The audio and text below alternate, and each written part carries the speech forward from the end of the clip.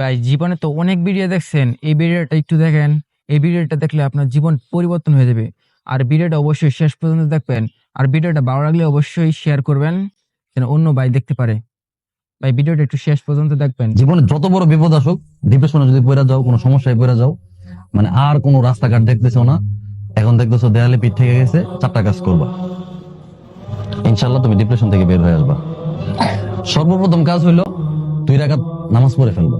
উজু করে 2 রাকাত নামাজ পড়ো। নামাজ পড়ে তুমি আল্লাহ তাআলার কাছে পরামর্শ চাইবে, আল্লাহ আমি তো এই সমস্যায় পড়ে গেছি, আমার তো হঠাৎ করে বাবা মারা গেছে, আমি তো এখন চোখে কিছু দেখতেছি না, আমি তো এই অন্যায়টা করে ফেলছি, আমি কি করবো? আল্লাহ তাআলা তোমাকে পরামর্শ দিবে।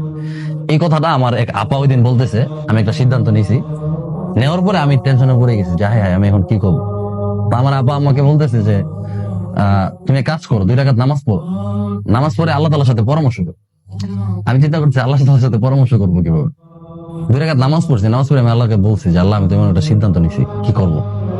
তখন দেখি আমার মাথায় নানান চিন্তা আসতেছে, বুদ্ধি আসতেছে, পজিটিভ, বুঝছো। ডিপ্রেশনে পড়ে গেলে প্রথম চেষ্টা করবা 2 রাকাত নামাজ পড়া। দ্বিতীয় যে কাজটা করবা, একা থাকবা।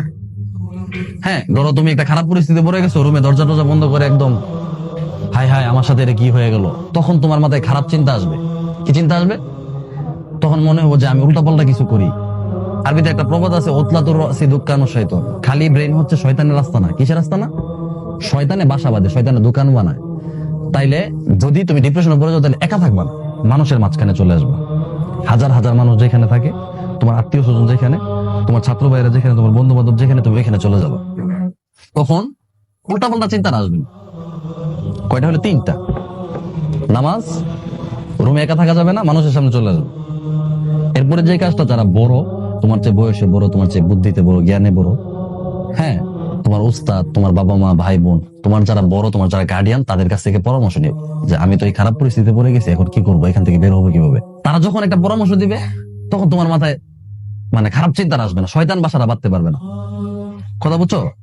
আর তোমার মাথায় যদি কেউ পরামর্শ না দেয়, তাহলে তোমার মাথায় নেগেটিভ চিন্তা আসবে, খারাপ চিন্তা আসবে, উল্টাপাল্টা চিন্তা আসবে। এই কথা বুঝতে পারছো? এটা একটা কাজ করতে পারবা।